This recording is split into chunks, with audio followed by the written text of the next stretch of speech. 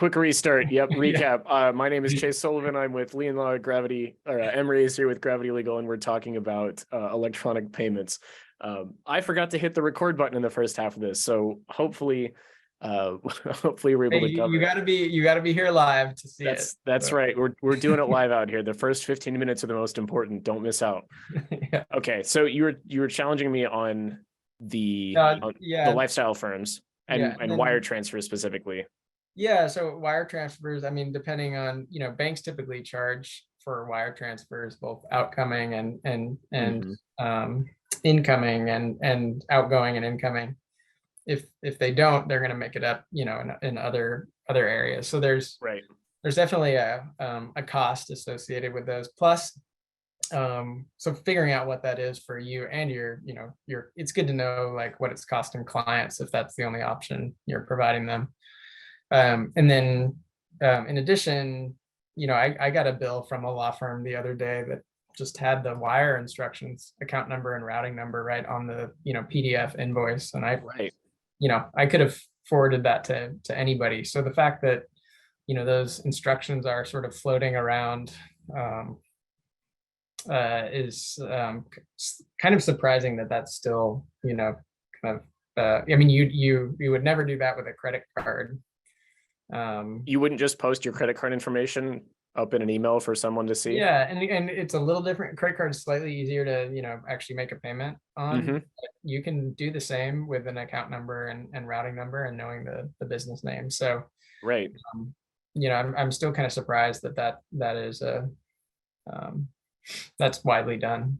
But Yeah. It's interest. It's weird to me. It stands out as something of interest to me as someone who's younger and didn't grow up with largely didn't grow up with a lot of checks in business, that information is just like out there, right? That's still an accepted method of payment, is like sending a check in the mail. And actually, we just got a comment from Jessica on this, Jessica Day, about check fraud. yeah. Like you were just saying, the potential to send that information or to use that information if you can fill in some gaps.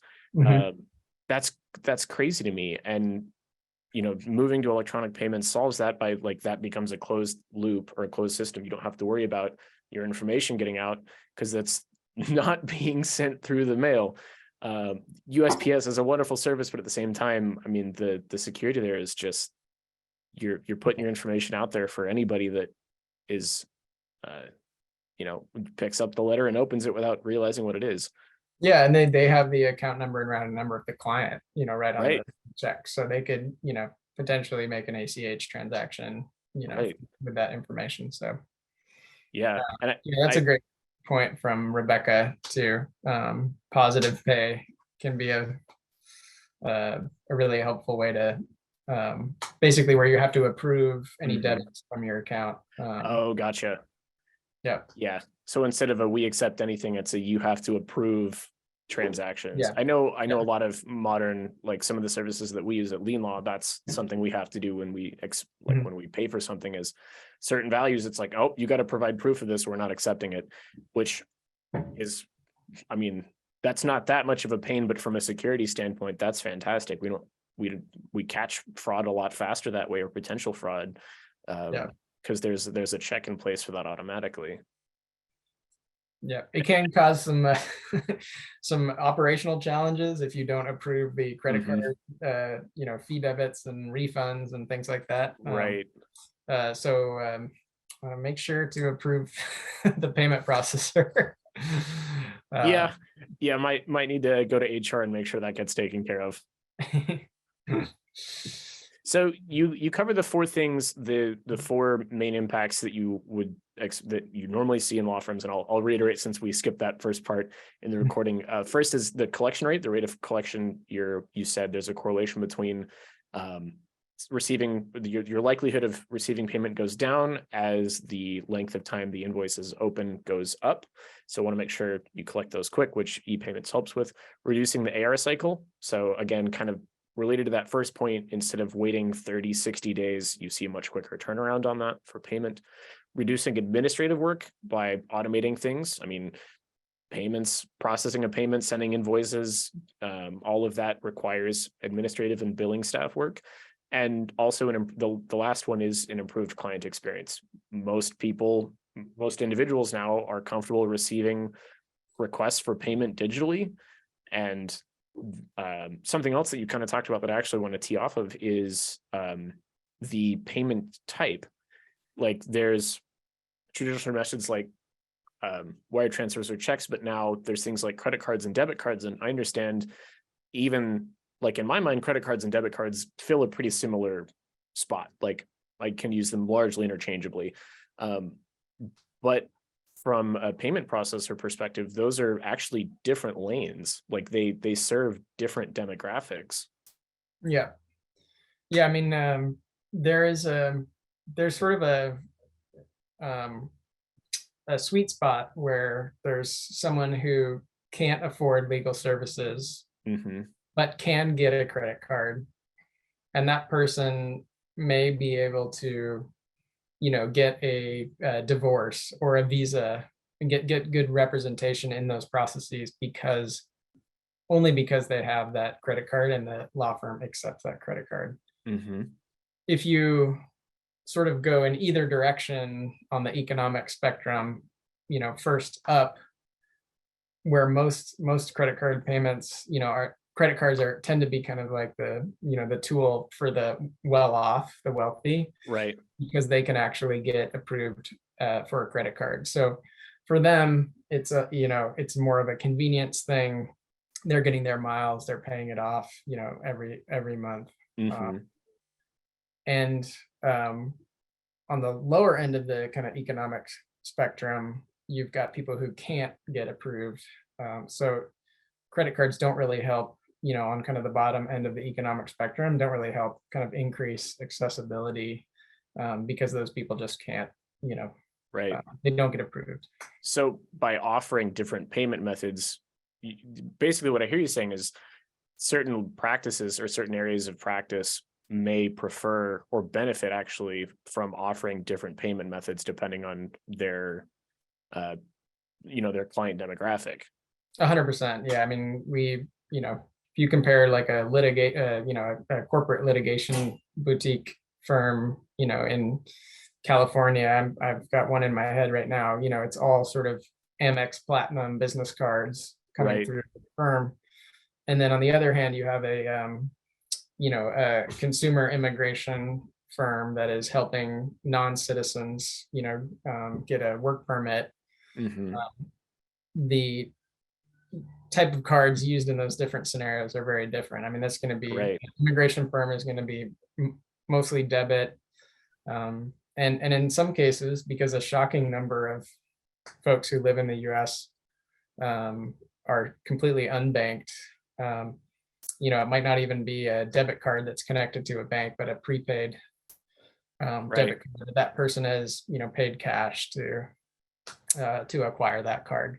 Right. Because I mean, in the modern era, paying for things in cash is becoming more and more difficult. Like if I, retain the services of an attorney and I walked into their office with a briefcase full of cash, they're going to look at me weird. Like, why do you have why do you have 10 grand in a briefcase? That's very unscrupulous and concerning. And I would suspect a lot of firms and businesses just aren't set up to handle and process that kind of a transaction now. Like you can't walk in with a check if you're unbanked. Yeah, your options are quite limited there. And so expanding payment methods in a way expands access to legal care. Unless you're a mafia lawyer, yes, thank you, Rebecca. Yeah, it's I fully expect to receive like I'm gonna walk over to Gary's office, like, hey Gary, I want to receive all of my checks from now on in a briefcase full of money, or a briefcase. That's how I receive payment now. That would not go over well. So the two examples you gave, like the litigation boutique firm and the smaller immigration firms, both benefit in similar ways from electronic payments, but in like the client experience, like you were talking about, is different. Like it's to a same end. Oh, thank you, Gary. Gary has declined to pay me in cash. We'll have to talk about this later. Anyways, are there different types of firms that, like, you've got those two two types using credit card versus debit card. What about firms that are using things like wire transfer or ACH? How do they benefit from moving to electronic payments instead of just using like bank transfers? Well, I mean, I think it's the four thing, just to go back to those four things. I mean, those would be the benefits that I've seen. And, like I said, not every firm necessarily will get benefit, will achieve all four of those things, but it's definitely important to see if you're getting benefit in, at least one of those four areas. Gotcha.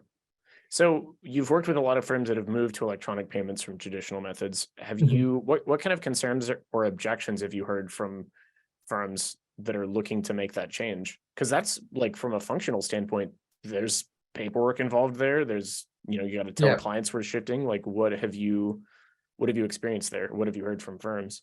Yeah, I mean, by far the number one is fees, and a lot of that's driven by credit cards, and to Mhm. some degree debit cards. And unfortunately, like a lot of those fees don't, it's not revenue to Lean Law or Gravity, it goes to big banks and the credit card processors. The vast majority of that, 3% that you pay to process that card. So, Right. we would love, one of the things we talk about a lot at Gravity is how do we sort of dismantle kind of like the current system so that these businesses are not paying for, wealthy people's airline miles, and how Mhm. do we kind of like get that cost to move money down, Right. because certainly we're not benefiting from it. I don't think, there's very limited benefit, across the whole spectrum, but it's, the people that are actually paying for it, in this case, the law firms aren't the people that are being marketed to those Right. products to. So it's a kind of a effed up system, that we'd love to, in the long term, kind of dismantle and make more fair. Anyways, So that's a little bit of a aside. little bit of a soapbox there, but I appreciate it. So that kind of sounds like surcharging to me, is those transaction fees and then what you do with them. Because Yeah, that's, as a business, something you want to consider, especially if you're doing things like taking trust deposits. There's going to be a transaction fee. Who pays that? Like, I can't take $1,000 trust deposit and then take that out of the trust. There's a whole bunch of regulations around that. So I either, like, from, if I'm the business, I either put in the transaction fee, I pay that, or I pass it on to the client. yeah. I mean, that was one of the things we did early on is, and this opportunity has only really presented itself in the last couple of years. Most states used to have laws against passing that credit card fee along. Mhm. I think largely in part to lobbying by the card brands who didn't want to expose what does it actually cost, Oh, to the consumer, uh, and that's been successfully challenged in many states. There's only really two that prevent it outright now. And so presented us with an opportunity to actually build in a program that would allow firms to charge the credit card fee to the client if they wanted to pay using their credit card. So the clients have gotcha. choice. A lot still pay that fee because they're getting the value, Hmm. whether in convenience or just delayed payment, or actually using it as a kind of a financing tool. So which of the two states that are remaining? Massachusetts and Connecticut. Okay. And Massachusetts seems to be pretty far along in sort of changing that. Hmm. Uh, and I mean, again, I'm not a lawyer, disclaimer, but you are allowed to increase your prices to the amount Hmm. that the surcharge would be, and then discount them if people pay by check, for example. So it's economically identical to the surcharging argument, just a different way of presenting it. And Gotcha. so these surcharging bans are being challenged on kind of First Amendment freedom of speech grounds and successfully. So I wouldn't, I think Massachusetts and Connecticut are not too far off um, in overturning their bans. Gotcha. Yeah, But I that mean, like there is a counter argument. You go. I don't know if you use like a hotel, you buy a hotel or Mhm. Airbnb or something like that, and you check out, and all of a sudden when you check out, you get this flood of fees that doubles the price. Yeah, it's really annoying. Like, and they will hide those fees. I think Airbnb actually might have changed it recently, but like you look at a listing, it's like, oh, $150 a night. And when you click in and go to pay, there's an extra $100 worth of fees. It's like, okay, that should have been something you told me beforehand because that affects my Yeah, perspective on buying or booking. yeah. So that's sort of like the legitimate, I think, counter argument. But there's definitely some middle ground, and I think states are being pretty good about figuring that out. Gotcha. Yeah, I mean, if we're down to 2 states left that have regulation against that, I would suppose that we've pretty much come to a conclusion there. It's just a matter of getting everyone in alignment on that. Mhm. Yep. So, are there any kind of risks with moving to electronic payments or issues with compliance? I mean, you kind of shared at the beginning, your there was, and maybe we didn't actually talk about it that much in detail, but Gravity Legal, the company you work for and have helped build, is focused on being legal specific. Other payment processors in the space may not or don't Mhm. have the compliance or the mindset of lawyers. I mean, obviously, lien law, that's what we do as lawyers or what we're Yep. focused on. Uh, but Gravity Legal is an offshoot that is also focused on just law. And so you must have had in mind the risks, the potential risks, or making sure you're compliant with those legal specific needs.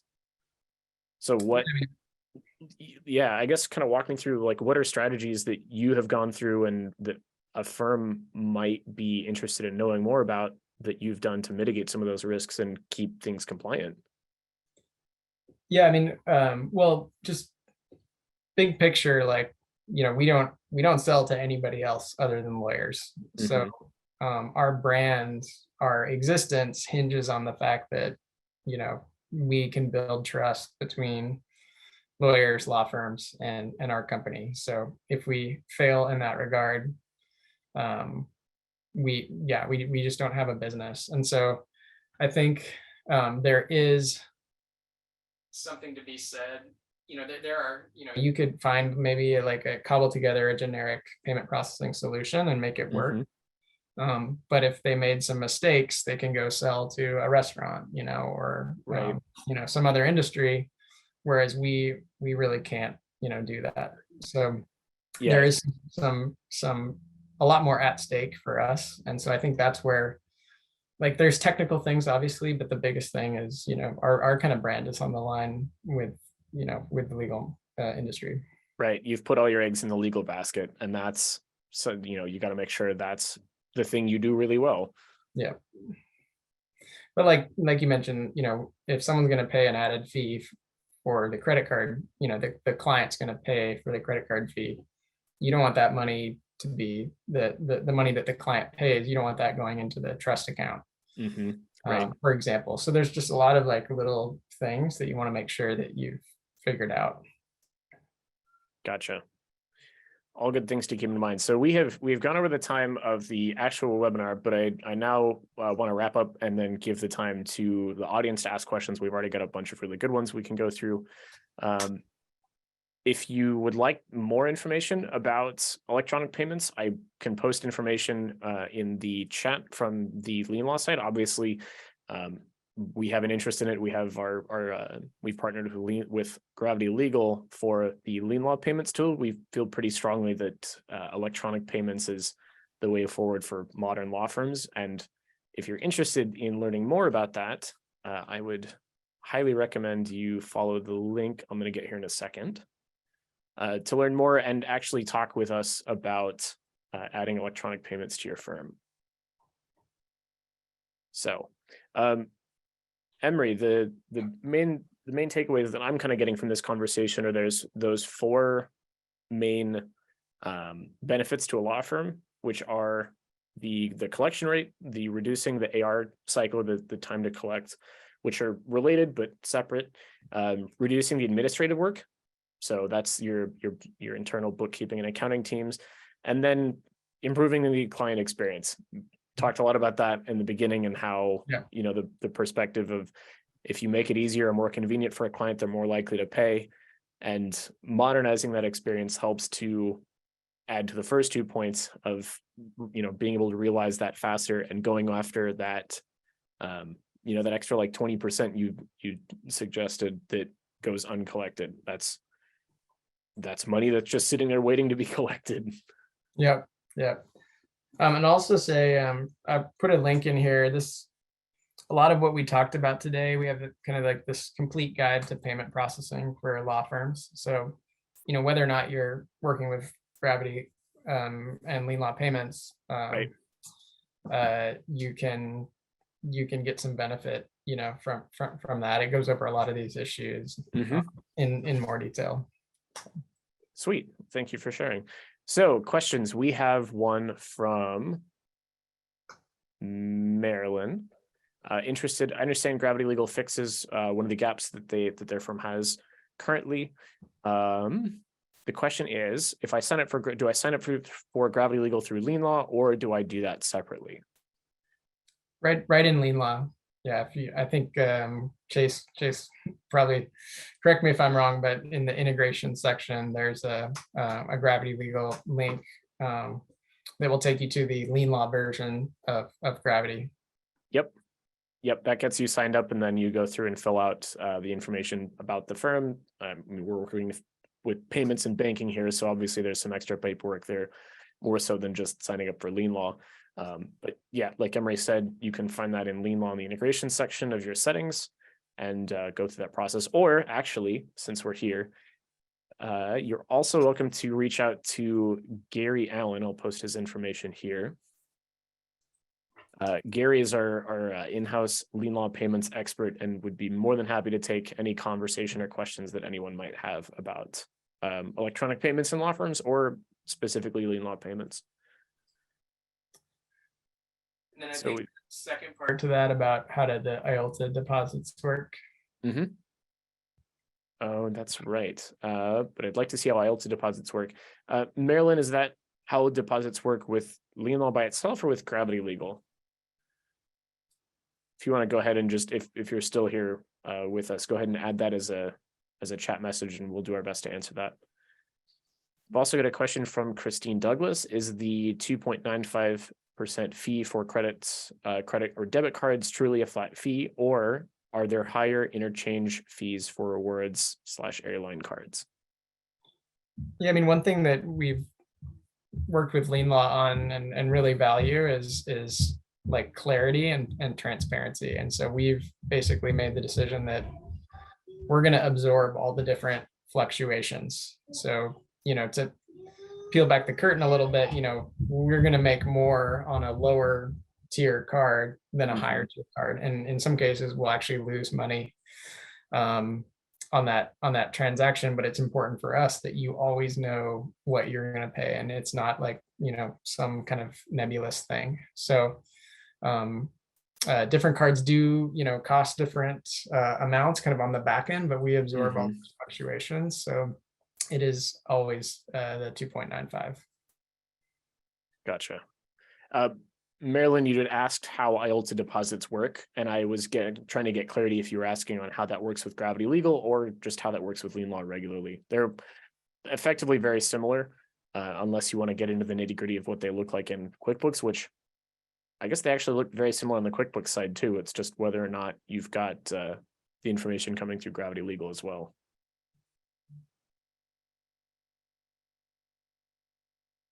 Give Marilyn a second to respond here. I can just speak to it, and if you're doing it in Gravity directly, you know, all the different ways to accept payments, whether it's a one-time payment or a payment plan or a payment page, you can, in any of those cases, select where that, you know, whichever bank account you want to deposit that into, you can do that. And then lien law has some actually really cool ways to, different ways to set up money going into trust that I'll probably let Chase. It looks like she got back to us. If Gravity Legal is integrated with Lien Law, I think it would be simpler to go that route unless there's a cost difference. So with Lien Law, if you're doing like IOLTA or trust deposits, in Lien Law, that's just basically writing to QuickBooks. You would still have to process the transaction through your current method or via the bank directly. Lien Law is just the interface to basically write that to QuickBooks and interact with that trust, those trust funds from a books perspective. Adding Gravity Legal on top of that actually does the payment processing part, and once that's done, does the Lien Law part as well. So in Lien Law, you're able to request trust funds, which sends a link to the client. They pay it. All the banking stuff happens on the Gravity Legal side, but then gets moved. Once that's done, is written to QuickBooks, and then Lien Law can interact with those trust funds. I would be more than happy to send more information here because it definitely gets complicated quickly. And if you're new to the way that law firms use trust, it takes a moment to get used to. It's definitely taken me a while to fully learn and understand how it all works. So, okay. Emery, and is there anything else that you'd wanted to share or point out to the group? No, just a big thank you, Chase, for letting me hop on here. Yeah, we absolutely. really appreciate the partnership and the integration with Lien Law, and happy to answer any questions. Chase and the channels that he gave are probably the best ones to sort of triage those, but always happy to jump in and help. If you want to check out that kind of complete guide to payment processing, that also has a lot of info in it too.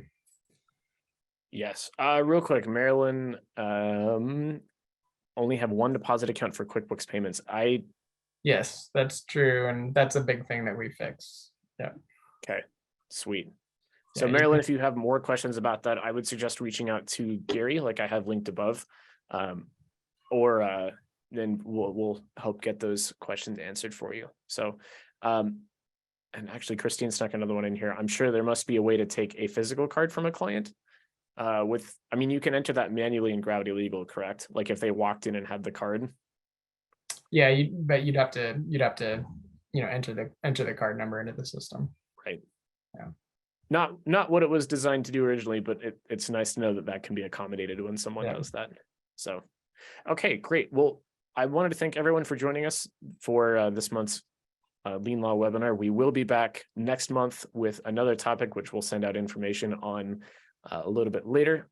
Emery, thank you for chatting. A pleasure as always, and I look forward to seeing you all again next month. Awesome. Thanks, Chase. Thanks, everyone. Yep. Take care.